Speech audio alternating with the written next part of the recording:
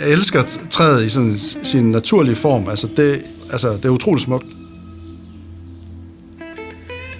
Så er der det træ som materiale, jeg godt kan lide, så at det er et helt naturligt materiale, som har nogle, jeg synes, de mest fantastiske egenskaber, et materiale kan have. Altså, du kan virkelig forme det til hvad som helst. Det har altid fascineret mig, og det er helt fra, jeg var 3-4 år bygget i brædder til jeg stadigvæk synes, at det er enormt fascinerende materiale. Haha. Jamen, det er jo mig. Jeg ved ikke, hvor gammel jeg er. 6-7 år, tror jeg.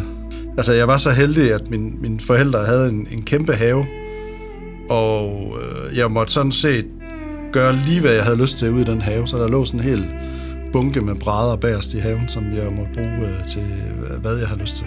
Jeg elskede alt, hvad der handlede om konstruktioner, og fik mange idéer, og ville altid udføre det, altså nærmest fra den ene dag til den anden. Altså, det skulle ud med det samme. Altså, dengang forberedte jeg mig ikke ret godt. Det var bare fuld kraft frem. Men det var mere ideen om det der med, at man havde en drøm eller en vision om, det.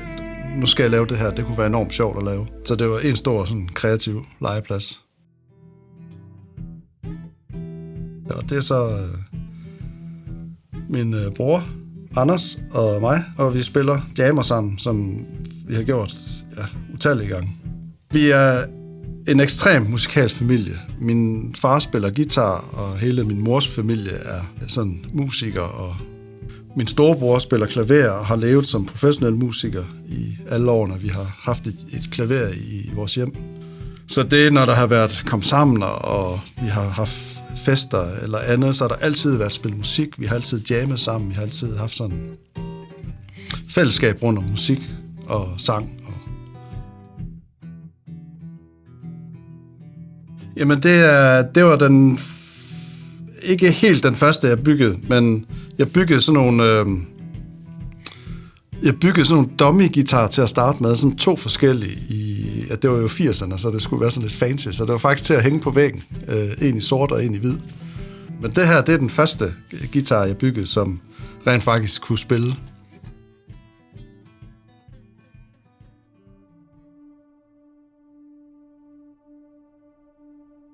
Jeg kan huske, at det var en forårsdag, hvor jeg sad i haven og tænkte, det giver jo ingen mening, jeg går og bygger de her kopier, som det var, når jeg er designer. Jeg selv har en holdning til, hvordan skal tingene være.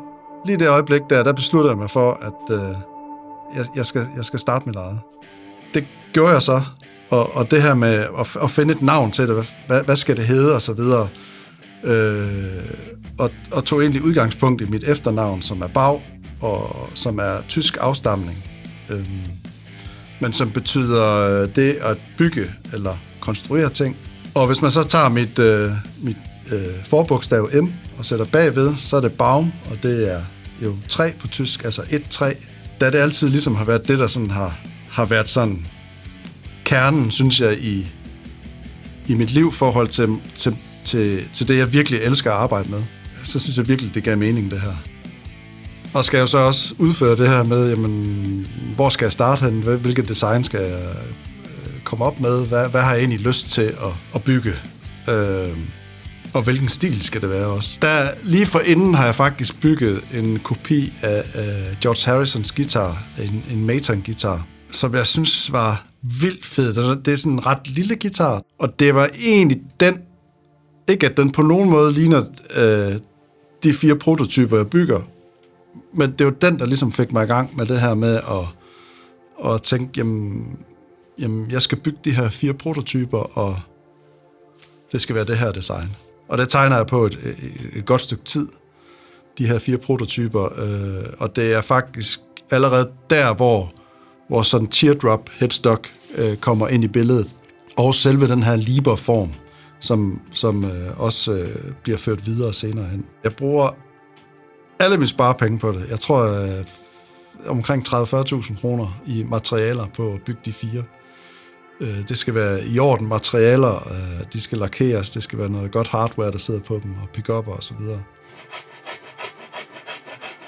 Altså, dengang i kælderen der var det hele jo håndholdt og manuelt, og det var 2 rå stykker træ, der var limet sammen og planet, og tidstungt manuelt arbejde.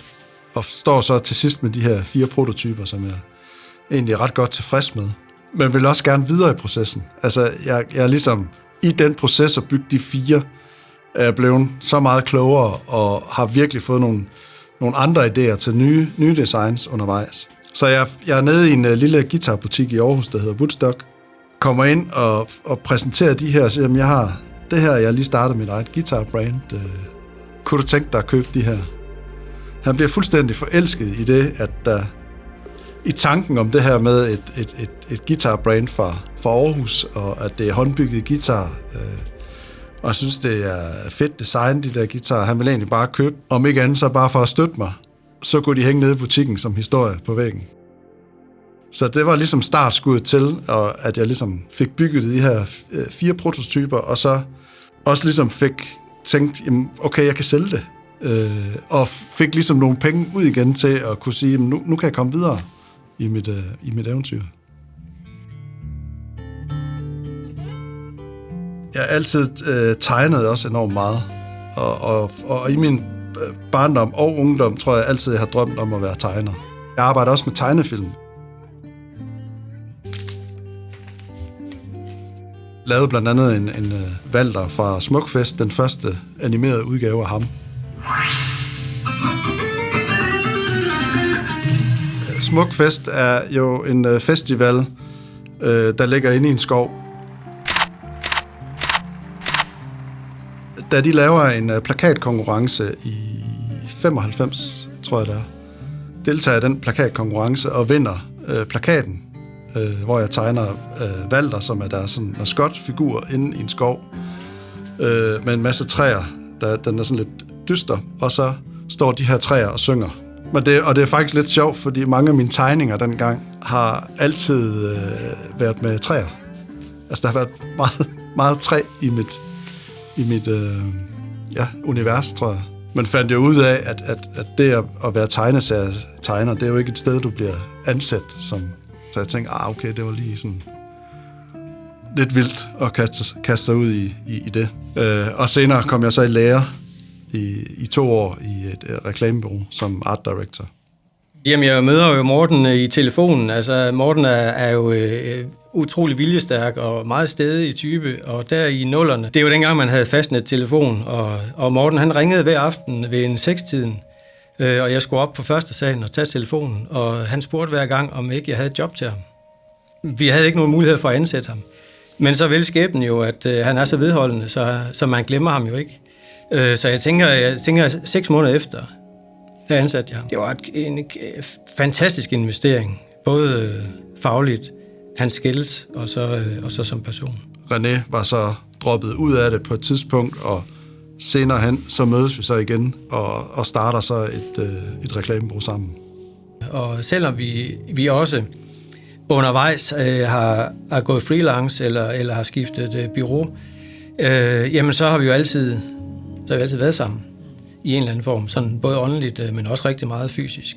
Det har været enormt fedt at lave noget for andre virksomheder, de kommer ind og laver et univers til dem, lave logoer, lave koncepter til dem, som gør, at de ligesom får succes med deres. Men det er rent håndværksmæssigt. Det stimulerer mig på ingen måde der. Så det var så, når jeg kom hjem fra arbejde, så byggede jeg så guitar.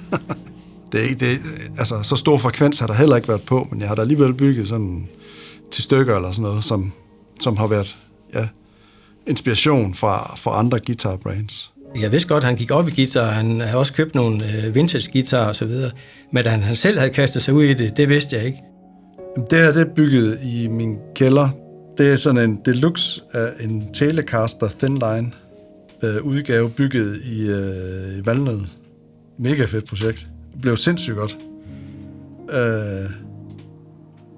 Og det var egentlig den første, jeg kan se, jeg har sat en label inde i, hvor der står BAG på, og jeg byggede 2, hvor jeg satte en label inde i, hvor jeg skrev BAG.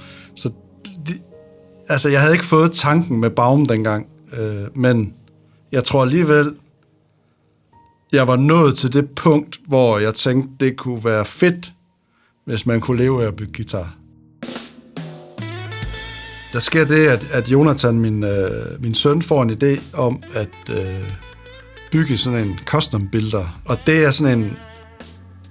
Det er en vild idé om, at folk egentlig kunne bygge alle de her forskellige modeller derinde i forskellige farver.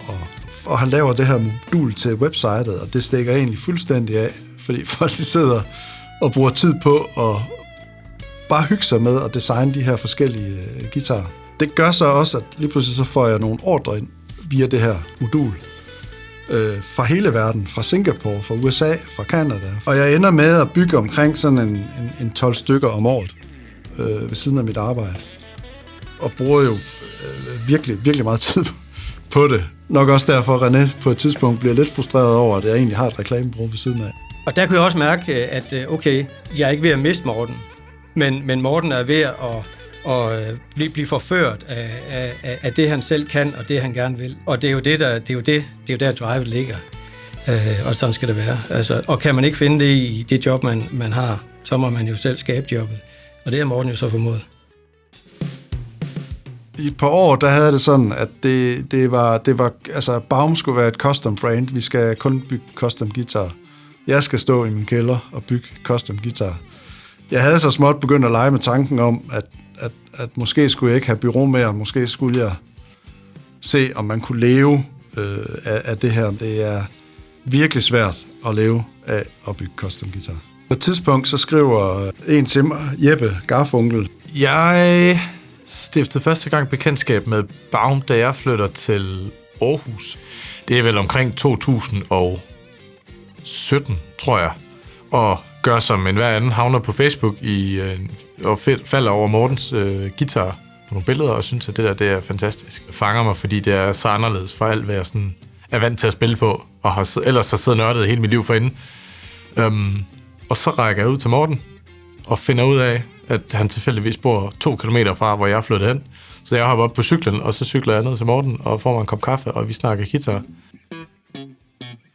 Jeg blev meget overrasket første gang jeg kom hjem til Morten, fordi jeg så de her flotte billeder. Jeg bliver ikke rigtig skræmt af, at det var så småt. Tværtimod, så bliver jeg lidt fascineret af, hvor meget han egentlig kunne få ud af de få midler, han havde. Første gang i mit liv, jeg er ligesom kommet helt ned i maskinrummet på det at bygge en guitar, så det tror jeg jo egentlig bare tændte mig endnu mere. Og han spørger mig så på et helt tidligt stadie, om han kan hjælpe mig. Jeg siger, at det er super fint, du må gerne hjælpe mig. Det er bare mig. Jeg står og bygger nede i min kælder. Det skal ikke blive stort, det her. Men så tror jeg egentlig bare, at der sker det, som der sker, når man lige pludselig er flere om projekter, at man får gejlet hinanden lidt op. Vi har grint lidt af det der sidenhen, at jeg havde den der vision om, at det bare skulle være et custom brand, og bare mig, der skulle stå og bygge. Fordi sidenhen er det jo blevet noget helt andet.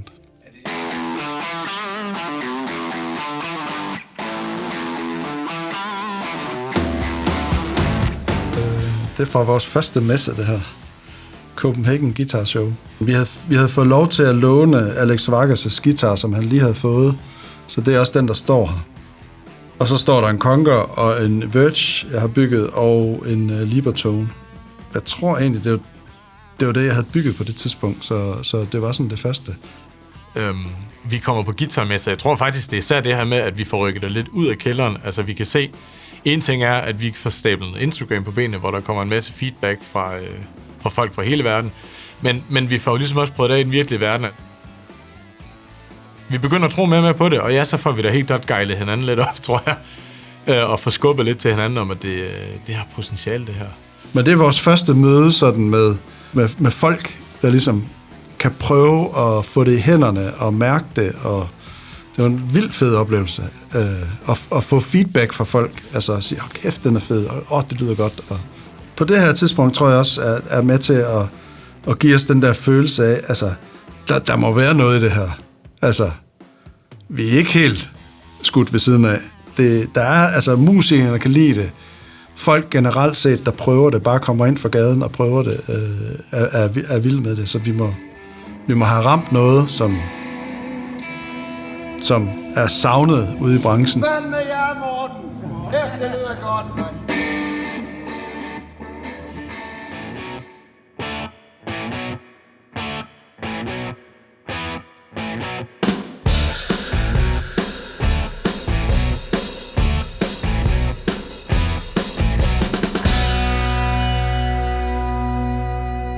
Det er vildt. Altså lige pludselig gav alting mening. Jeg var på Smukfest med min kone, som slæver mig ned i teltet og siger, du skal høre ham her. Jeg kendte ham overhovedet ikke dengang, og det er...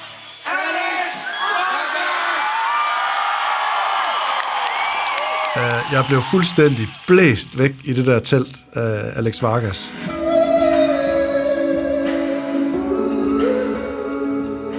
Og fik den her, hvor jeg tænkte, kæft, hvor kunne jeg godt tænke mig, at han spillede på min guitar. Og da jeg kommer hjem fra festivalen, der begynder jeg egentlig at slå billeder op på Instagram, og så tag ham hver eneste gang, jeg sætter et billede op på Instagram. Og lige pludselig så får jeg en mail fra ham i min indbakke, hvor han skriver, at han har set min guitar. Han kunne virkelig godt tænke sig en Baum-guitar. Jeg bor i sådan et hus fra 60'erne, og det er en af de eneste ting, vi ikke har sat i stand. Det er simpelthen vores badeværelse, som har sådan nogle ekstremt fede fliser i sådan en helt 60'er blå, fuldstændig som sådan en Cadillac. Og jeg er faktisk så hooked på den farve, så jeg går ned til en maler og får blandet den farve der, hvor han ligesom scanner den og siger. Så Alex Vargas' guitar har en lyseblå farve, som matcher vores badeværelsesfliser derhjemme. På et tidspunkt er vi i København og skal levere en guitar til Alex Vargas. Jeg har den med derover. Vi havde også bureau derovre. Så kommer Vargas og henter den, og så åbner jeg den. Han skal selvfølgelig se den. Og jeg er ved at falde bagover. Det er jo fuldstændig sindssygt, at man kan lave sådan en guitar, og så lave den i sin kælder. Altså, det var helt awesome. Altså, jeg fattede det ikke. Den er simpelthen så flot. Og den er bare en fornøjelse at spille på. Han elsker egentlig lyden ved den, og spilbarheden, og alt ved den. Farven, han er totalt blæst væk af den. Det er fandme noget af en udfordring. Og pådutte sig selv, at lægge sig ud med, altså, fordi du lægger dig ud med meget velfungerende og kæmpe store brands, ikke? Men når guitaren kommer ud og ser sådan her ud, så altså det ligner noget, som har eksisteret i lang tid. Det ser totalt etableret ud. Ja. Jeg skulle godt se, at der er blevet brugt noget tid på det. Og vi aftaler ind, at det er hans nu, og nu skal han så på festival. Jeg tror 14 dage efter, så returnerer han egentlig og siger, at der er sgu noget med lyden. Jeg er ikke sådan super begejstret for det. Det var et eksperiment, jeg havde af min Gold Sound Jab Masters pickupper, som sad i. Men et lidt mislykket eksperiment. Så da han så kommer tilbage med den igen, der er jeg allerede i gang med at udvikle nogle nye pickupper, som er de pickupper, vi kender i dag, som er Jab Masters. Og jeg siger til ham, vent, jeg skal nok fikse det her. Du skal prøve de nye pickupper, jeg har her. Og jeg får de der nye pickupper i. Og han er fuldstændig ellevid. Så han slår gitaren an og råber, ja, mand! Og det her billede, det er fra stjernescenen på Smukfest, og der var 25.000 mennesker den dag. Hvad så Smukfest?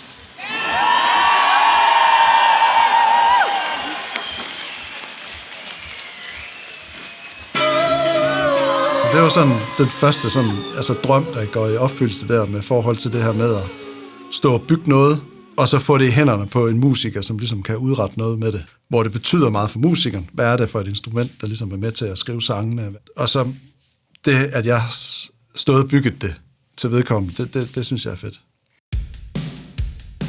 I løbet af 2020 begynder det jo sådan at tage lidt fart. Vores Instagram vækster rigtig meget. Der er rigtig mange, der skriver det her med, at de elsker det, vi laver, men de har ikke råd til det, eller de vil gerne prøve det først. Og der er alle de her mange barrierer, som man nu har, når man er et lille enmandsværksted i Danmark, og gerne vil sælge til hele verden. Jeg mener, det var i 2020, vi sådan begynder at tænke på, det kunne virkelig også være vildt, hvis vi kunne finde en fabrik. Indtil da har vi jo lidt gået med den der idé om, at hvis man skulle lave noget produktion ved at joke lidt med det, så skal man nok købe 1.000 eller 10.000 for at komme i gang. Og det er jo så usandsynligt. Så det var jo nemt nok at lave sjov med at sige, ja, hvis vi bare kunne, så gjorde vi det. Men det viser så lige præcis på den her fabrik, at vi kan faktisk nøjes med at købe 64 guitarer. Og så bliver vi lidt fanget på den joke der hedder, at hvis vi kan, så gør vi det. Fordi der var vi nede et antal, der lige pludselig godt kunne lade sig gøre. Og så er der jo lige pludselig igen det her med, der er ikke langt fra tanke til handling. Så når de spørger på arbejdstegning, jamen, så har Morten jo allerede, det er jo det samme, han har gået og bygget med i custom-gitaren, og han har fået sat projekter i gang til Sensei og bygget ud fra. Det er præcis de samme filer, vi egentlig bare sender til producenten i Korea. Men det var også super skeptiske, fordi vi har en høj standard og en høj kvalitet, og jeg har været vant til at stå og bygge alting selv, så det her med at give opgaven videre til nogle andre, der også skulle få det ind i en produktion på en eller anden måde, det var et vildt projekt på mange punkter. Men så lige pludselig, så får vi besked om, nu de første 4 prototyper, de er afsendt på vej til Danmark, og det vi så pakker dem op hjemme i Mortens kælder, så rammer det os lidt. Det ligner satme det, som Morten han har gået og bygget hjemme i Danmark. Men det er der, hvor vi begynder at tro lidt på, at det her, det kan sgu godt lade sig gøre. Der er faktisk ikke så langt igen fra det, vi vil, til det, vi har. Men der finder vi hurtigt ud af, at hvis vi giver dem den sidste kærlighed i Danmark, selv lige tager dem ind i Mortens kælderværksted ind ved siden af, og lige gør de sidste detaljer færdige, så er de faktisk præcis, som vi gerne vil have dem.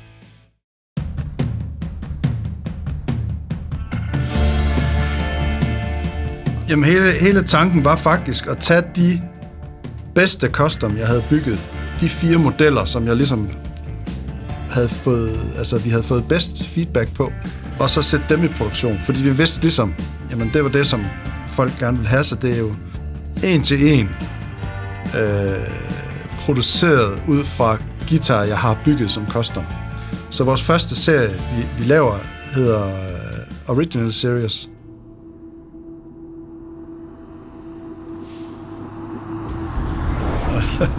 Det er jo vores lanceringsvideo fra dengang, vi kastede os ud i originalserien. In a world crumbling, where the sky has reached its limit, where dreams become nightmares, something different is coming.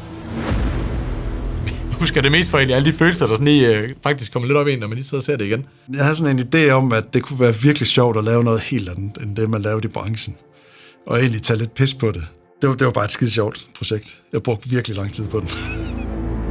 The world as you know it will change forever. Jamen, så starter vi faktisk det hele op som sådan en Kickstarter-kampagne. Vi bruger bare ikke Kickstarter, vi gør det selv, for på det tidspunkt tror jeg, vi har omkring 45.000 følgere på Instagram, så vi tænker, jamen, det er en meget lille procentdel af vores følgere, der egentlig skal købe en guitar her. Så er vi faktisk i gang. It could be the breakthrough you've been waiting for 5 decades. It's ready to be created, assembled, and played differently. Nu kommer der sgu et rigtig baumguitars. Der kommer noget, som vi potentielt kan leve af på et tidspunkt. Så det er jo et nyt kapitel, både for os og for Baum. Baum presents the original series. Vi troede på det. Den 5. marts, der går vi live med det her. Det er den dag, vi launcher det hele. Vi sidder hjemme ved mig i mit kontor og er samlet, og der skyder vi det ind i gang, og vi aner jo ikke, hvad vi skal forvente. Altså, det kan blive, der bliver solgt 5, og så er det en kæmpe fiasko. Det kan også være, at det stikker helt af. Der var 2 store barrierer ved det her projekt. Folk skulle stole på os i forhold til kvaliteten. Vores mål var jo ikke at lave billige guitarer. Det er jo ikke guitarer til 2-3.000 kroner, vi kommer ud med her. Det er jo guitarer til 10, 12, 13.000 kroner, som vi jo lancerer. Så det var den ene del. Og den anden del var det her med, at fordi det igen var et Kickstarter-projekt og på forudbestilling, så skulle folk også bestille og købe det hele i marts. Og vi ville først kunne levere det i oktober. Og det er jo igen tillid. Folk skulle også stole på, at de faktisk turde give os pengene up front, og så ville de få en guitar et halvt år senere. Altså i løbet af de første par timer, der bliver solgt 100, og vores site er nede og ramler helt sammen i løbet af ganske få minutter, fordi der er så mange mennesker inde og kigge og købe og proppe kurv, at vi kan slet ikke håndtere det, og Jonas han kæmper for at få sitet op igen. Og det er en ret vild oplevelse, som igen bekræfter os i, at det er også sådan et milepæl for os, det her med, at der er virkelig folk, der gerne vil det, vi laver, så vi må have fat i noget.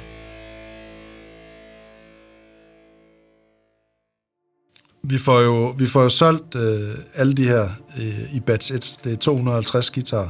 Andertons går faktisk ind og køber 80 af dem i første batch.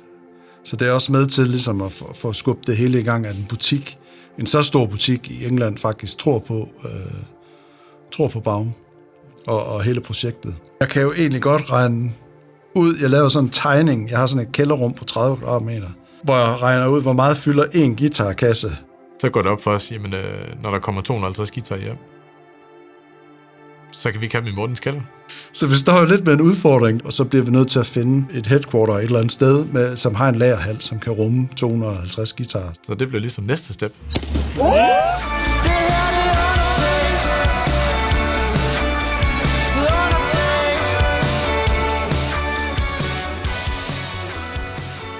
Jeg kom med på holdet hos Baum Guitars for 2 år siden, cirka. Men jeg har kendt Morten siden 2019, hvor jeg egentlig blev ansat i sådan en projektstilling i Morten og Renés reklamebureau. Og så har vi sådan snakket lidt sammen, hist og pist. Og så blev vi enige om, da de havde råd til mig, at nu skulle det være. Men at have Malou er jo sindssygt vigtigt for mig og for Baum. Altså Malou, hun står jo for hele produktionsdelen og kontakten til de fabrikker, vi har. Måden, hun ligesom tilgår de der ting på og virkelig får tingene til at flyde. Hun er en god højre hånd til mig, fordi det er lige præcis de egenskaber, jeg måske ikke har. Det er, at jeg er god til at finde på idéer og udvikle, men jeg er ikke god til at strukturere det på den måde, som Malou hun kan.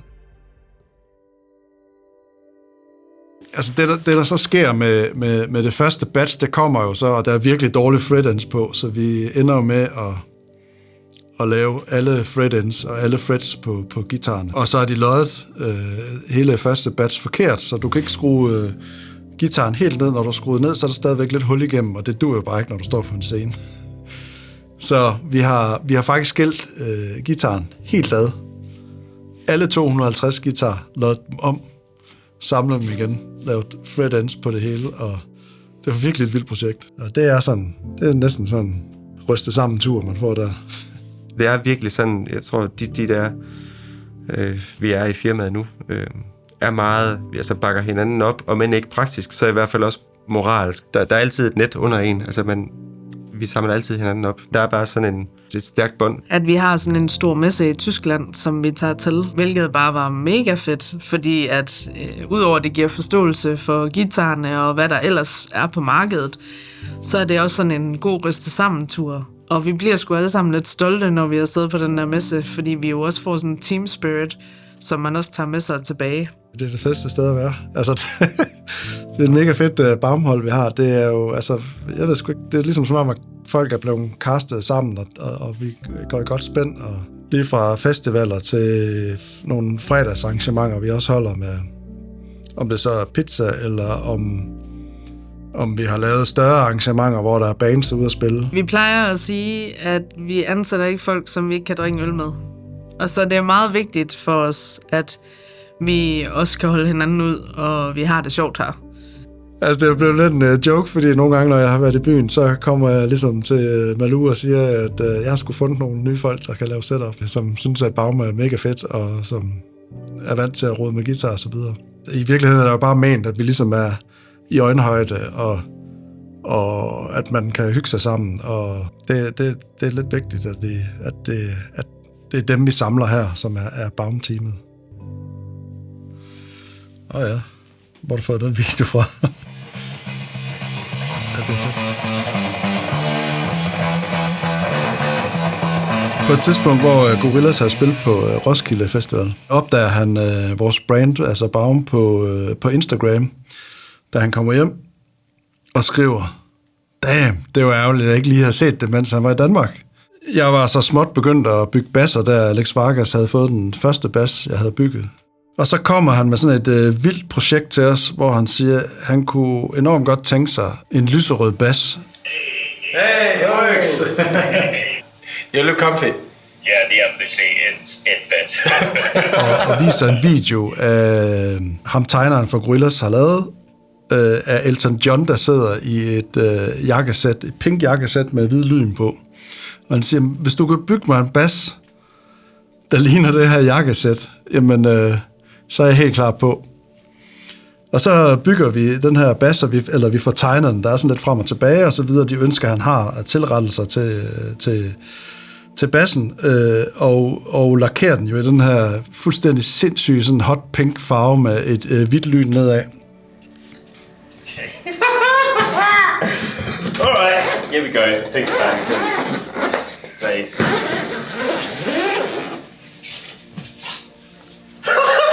Oh shit. Oh my good God. Look at that. I can't believe it. Ja, så det var sådan egentlig introduktionen til vores samarbejde sammen med Sherry Delican. Fuldstændig sindssygt projekt, og helt vildt at se den der bass rundt omkring i verden på de helt store scener, helt store festivaler, helt store koncerter.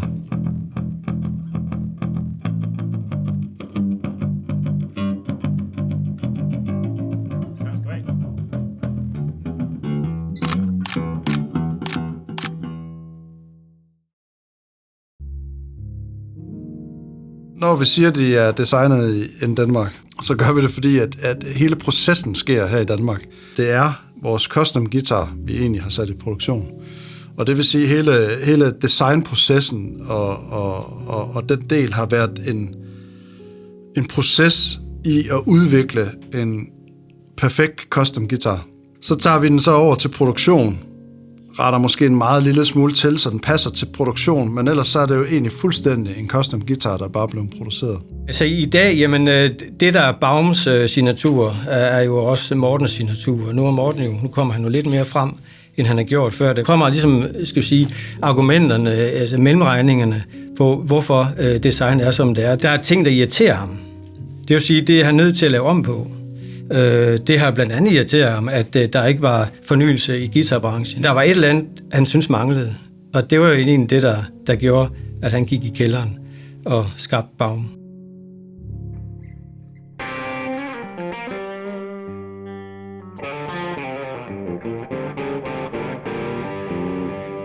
Historien med Søren, det er egentlig, at da jeg er hjemme i min kælder og bygger custom guitar, der eftersøger jeg en guitarist, der kan komme og lave nogle demoer på de her guitarer. Og der melder Søren sig så på banen og siger, at han vil da godt hjælpe med at lave nogle demo-videoer. Han spiller sindssygt fedt, Søren. Ja, det er 2018 møder jeg så Morten, som inviterer til at komme og prøve nogle af hans håndbyggede guitarer. Så det er egentlig en proces, vi har igennem nogle år, hvor han bare kommer hjem til mig, og vi laver nogle videoer af de her custom guitarer. Men samtidig så bliver jeg også virkelig imponeret eller betaget af hans sådan, skal man sige, tilgang i forhold til værkstedet. Og det får han sådan lidt sat en kriller i hovedet, at der var alligevel noget der kunne være spændende, så det får mig faktisk i gang med at dyrke den hobby derhjemme selv. Indtil for et års tid siden, hvor han så spørger, om han på en eller anden måde, altså om der er mulighed for, at han kunne komme ind i Baum. Det var ikke så meget det der med om fornemmelsen om, det kunne blive noget stort, eller om jeg på en eller anden måde også kunne få nogle fordel i det. Men der tror jeg også bare, at jeg reagerer på, at jeg kan se, at det Morten viser frem, og det Morten laver, der er lagt ekstremt meget umage i det.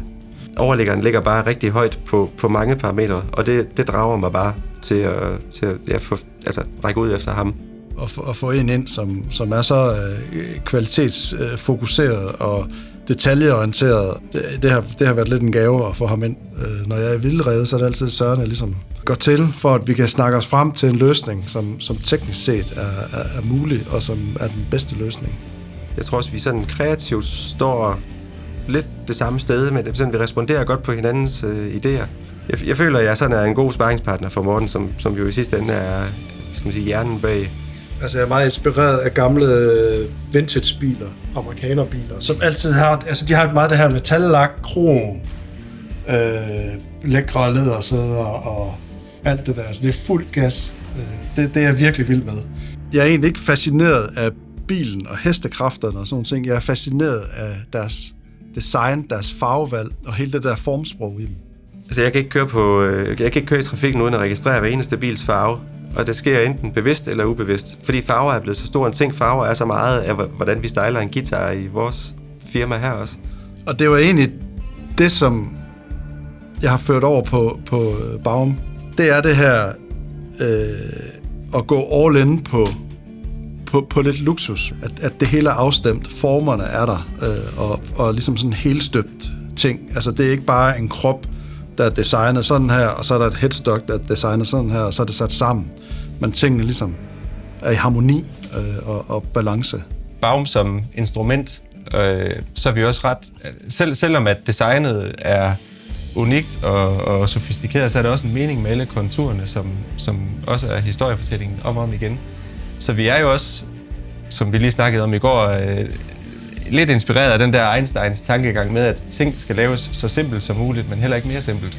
Altså, vi er også en samling med god smag, hvis man kan sige det. Så vi går ekstremt meget op i æstetisk design alle sammen. Altså, jeg kan godt lide at bruge alle i Baum til ligesom at høre feedback, og det er lige fra design til farver, og også om det er det hele taget en god idé, om man skal lave det her. Der er ikke nogen tvivl om, at han vil det bedste design, og han vil det bedste produkt. Og så er det vejen derhen. Hvordan man lige kommer derhen, det er altid sådan lidt spændende. Men også meget fascinerende egentlig at stå ved siden af og opleve. Og det er jo rigtigt, at der er rigtig mange produkter, hvor han nogle gange er kommet til at sige, det kommer aldrig til at ske, det skal vi ikke lave. Og så kommer han mandag. Jeg har skulle lige tegne lidt her i weekenden. Nu skal I se, den er faktisk blevet ret fed. Den tror jeg, vi skal gå med. Og så nogle gange, så er det jo totalt flop. Altså, så kan vi godt blive enige om, altså, det er der ikke rigtig nogen, der tror på. Nå, men så lægger han det lige i skuffen. Men for det meste, der synes alle jo, at det er en lige så fed idé som Morten. Og så kan man jo godt se, okay, det skal vi nok. Hvornår, det er så mere spørgsmålet. Og det er jo det også kommer ret meget an på. Vi prøver så vidt muligt at tænke et halvt år frem i tiden. Hele tiden. Og det er også fordi, det tager det. Vi plejer at sige, at fra vi sætter et batch i gang, fra man kan købe det online, til det rent faktisk skal være her, der skal maks gå 6 måneder. Gerne mindre, men det er i snit det, vores erfaring siger, en produktion tager. Nogle gange er det træls også for kunderne at vente så lang tid, at man skal vente et halvt år eller 4 måneder på en guitar. Men vi kan rigtig godt lide det her med, at ting er produceret til det formål, eller til den ordre, eller til den kunde. Det betyder noget for mig, det her med, at man ikke bare bruger ressourcer, og hvis du bruger dem, så skal du tænke dig om, og helst også lave noget, som holder længe.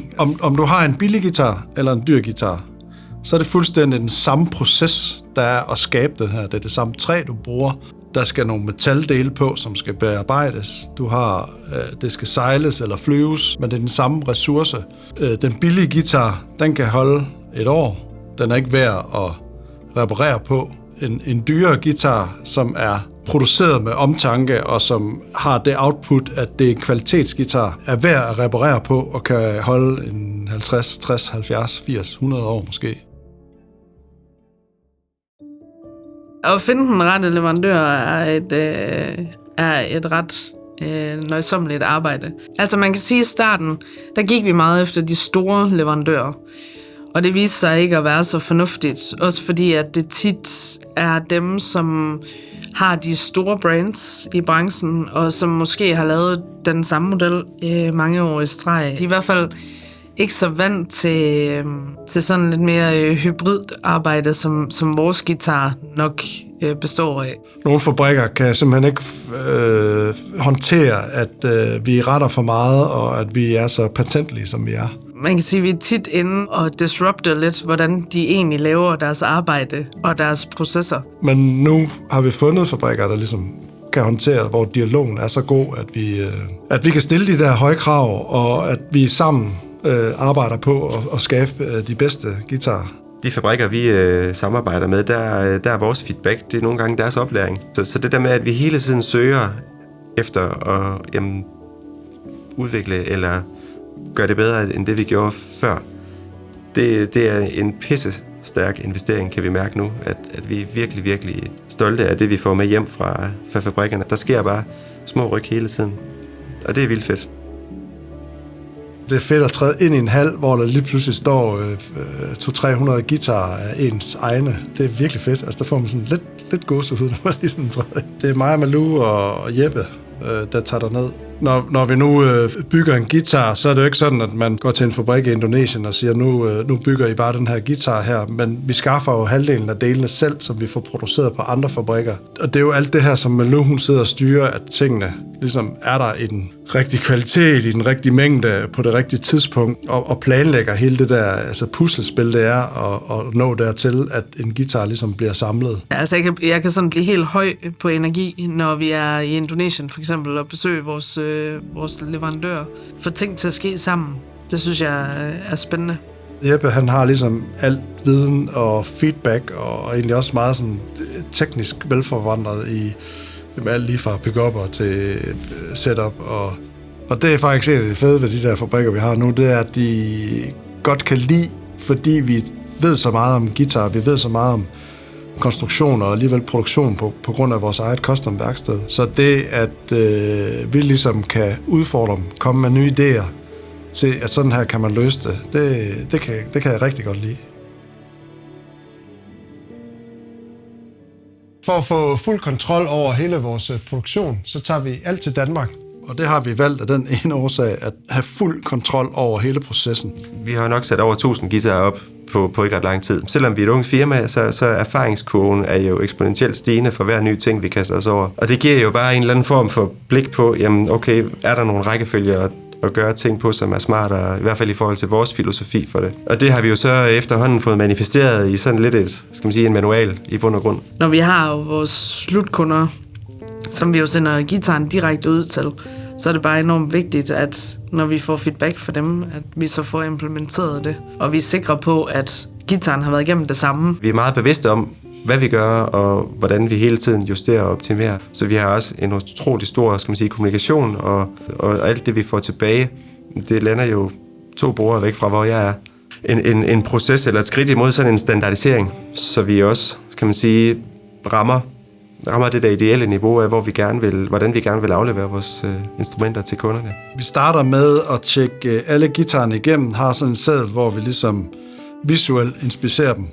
Ja, altså det her tjek, det er egentlig til at kigge på fejl, fejl i lak, eller små skrammer, eller ridser i bindinger, eller fretboard, eller om pick-upperne er alignment hernede. Ja, så ryger den op på hylden.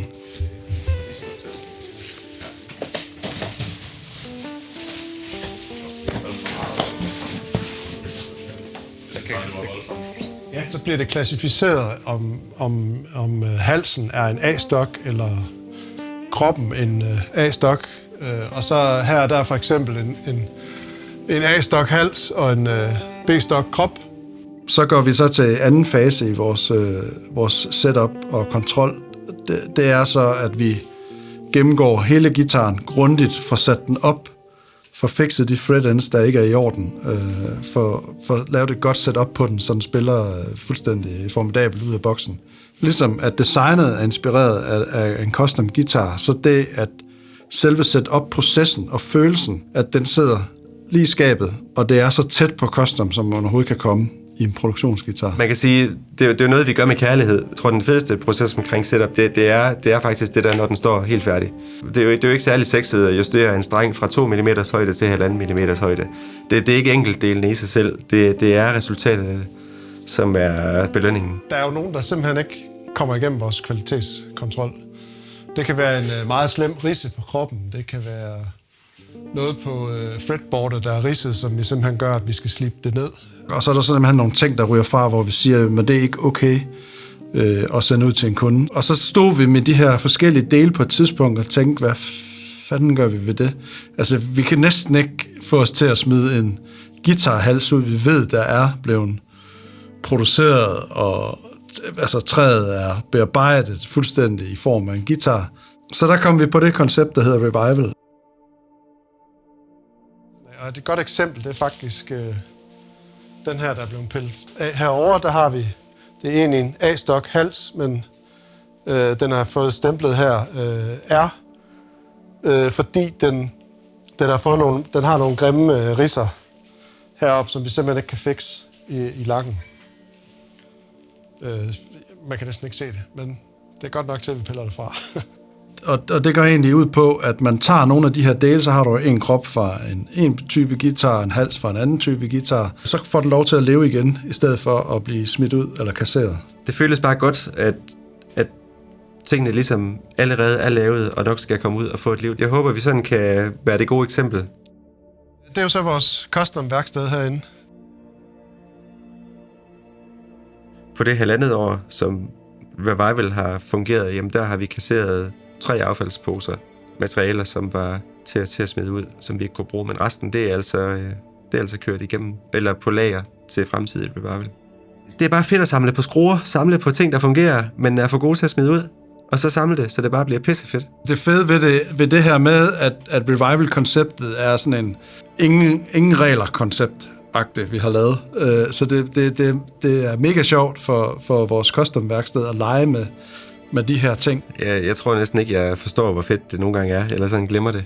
Det er en kæmpe stor ære, det er en kæmpe stor tillid, som jeg også er blevet givet for at formidle skal man sige, instrumenter i den kaliber, som det jo også er.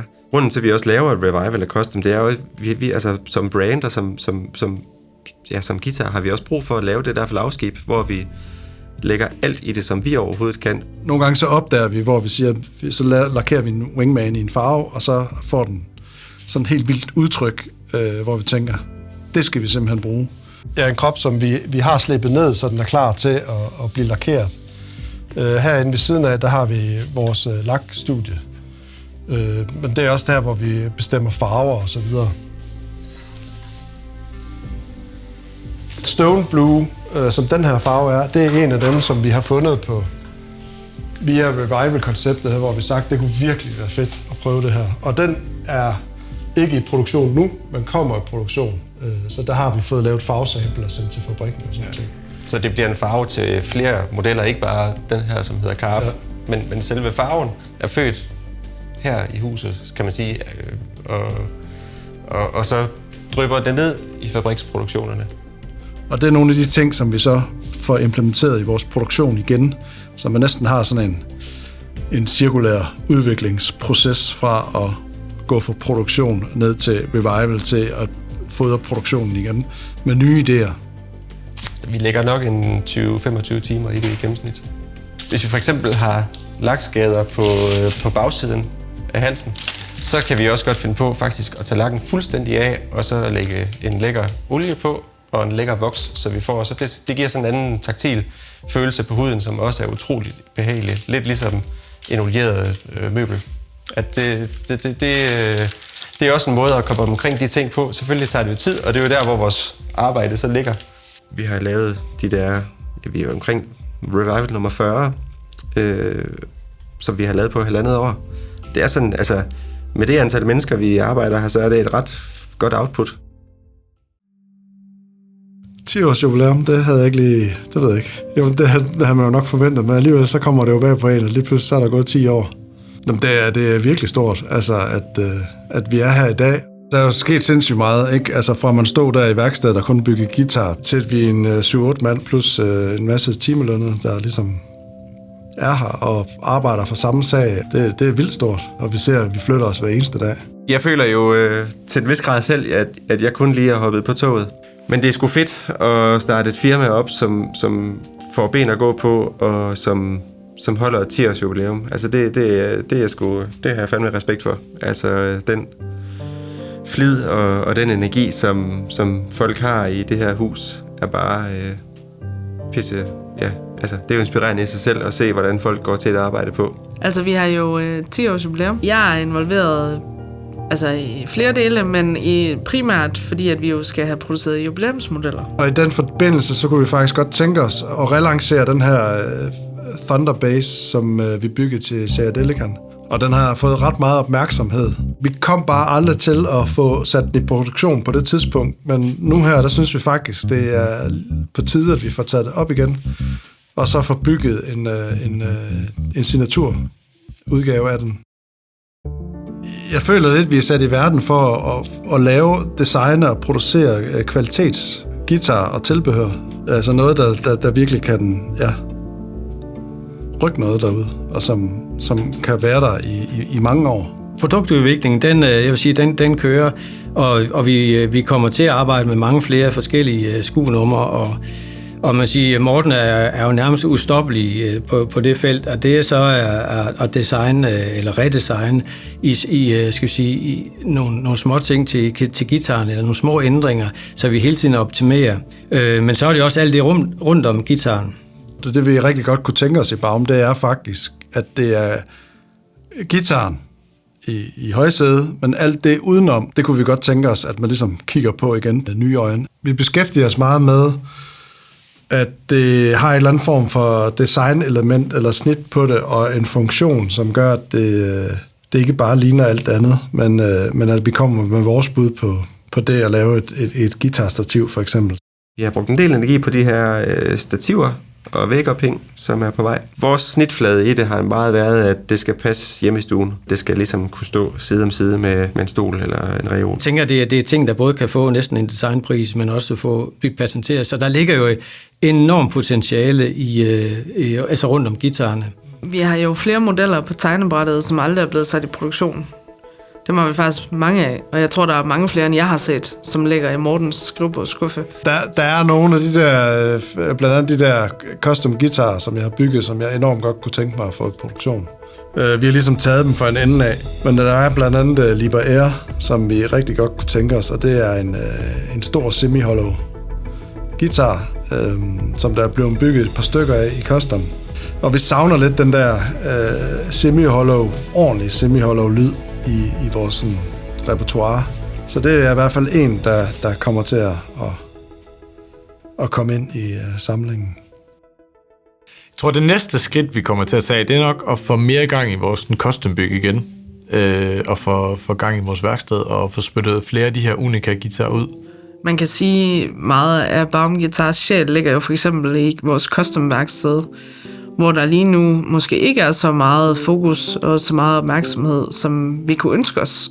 Hvis vi snakker custom, sådan den genfødsel, så er vi nok 12 måneder tilbage ret præcist, hvor vi var på guitarmesse i Mannheim, Tyskland, hvor vi sådan kan mærke, at okay, nu har vi fabriksmodeller med, som folk reagerer rigtig positivt på. Vi har nogle få revivals med, som folk også reagerer rigtig positivt på. Nu begynder vi ligesom at lande vores game der. Vores tilgang til det, vores output, er noget, som vækker begejstring. Så det næste skridt, det er selvfølgelig det der, hvad er custom? Skal vi gøre det igen? Jamen, tankerne med at bringe custom tilbage har egentlig været det her med, at det er jo der, det startede det hele, og vi kan ikke bare give slip på vores hjertebarn på den måde. Det er stadigvæk noget, som både mig og så Søren og i det hele taget hele Baum brænder for. Og der har vi ligesom besluttet, i hvert fald for nuværende, at vi tager initiativet og taktstokken tilbage på vores egen banehalvdel. Så er vi gået over til, at vi starter i en mindre skala og bygger vores drømmegitar fra bunden af igen og sætter dem til salg. I den tro, at vi også er så gode til at style, at når vi viser det frem, det færdige, jamen så skal der også nok sidde en. Og der skal jeg kun bruge en, som kommer til at blive så forelsket i den guitar, at han eller hun bliver nødt til at købe den. Det at lave custom og revival er jo det, der er forbundet enormt meget stolthed med. Det er en del af sjælen af Baum Guitars. Det er også det, der ligesom holder os i gang sådan rent kreativt. Det er lidt sådan vores kreative legestue, det her med, at vi kan få lov til at skabe nogle ting, prøve nogle ting af og skubbe lidt for grænserne af, hvad Baum er. I stedet for en custom builder, så tænker vi, at vi godt kunne tænke os, at man let kan pimpe sin egen Baum. Og det er noget, vi arbejder på nu her. Det kræver selvfølgelig en hulens masse accessories og parts, man ligesom skal lave. Men vi arbejder hen mod, at man ligesom kan købe en guitar, og så kan du hive andre bygge-up'er i anden slagplade, andre knops på. Og så har du egentlig en helt unik guitar. Det er egentlig, vores nye custom builder, hvis man kan sige det. Men så håber jeg også, at Baum ligesom udover det kan blive fortsat med også at være mediekurator for artister, for musik, som i sig selv fortjener at blive hørt og set. Jeg synes, det er rigtig, rigtig fedt, at vi har fået, nu sidder jeg i det her Getaway-studie. Vi vil have endnu flere artister her forbi, og vi vil gerne også måske lave nogle små live sessions. Det er jo det, der virkelig sådan er nerven i det. Jeg synes, det er rigtig fedt, at dem, vi samarbejder med, at vi også får deres stemmer ud, får deres musik ud. Og der håber jeg også, at vi ligesom kan bidrage til at være talerør for, at folk de får sig nogle gode oplevelser derude. Det at se vores instrumenter i hænderne på folk, det er nok det, der giver den største stolthed derude. Uanset om det er privatkunder, eller om det er store artister.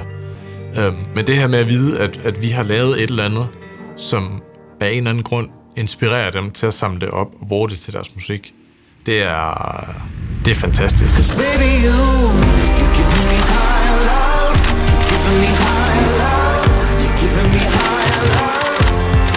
Baby, you're giving me higher love, you're giving me higher love, you're giving me higher love, yeah. Vi vil virkelig gerne ud med vores guitar, fordi vi synes simpelthen, at vi har noget af det bedste. Så jo flere vi får i vores Baum-familie med artister og folk, der spiller på Baum, jo bedre. Vi har også den kæmpe glæde, at vi følger vores guitar rundt hos folk bagefter, og kan følge dem med i projekter, og folk deler med fra bands, fra scener. Så på den måde, så har vi egentlig et langt forhold, og nogle gange er det nærmest som om, at alt det sjove er at lave det, men rejsen i det her, det starter egentlig først, når vi ligesom får de hænderne på en musiker. Ja, man bliver sådan lidt stolt. Det kan man ikke lade være med, synes jeg.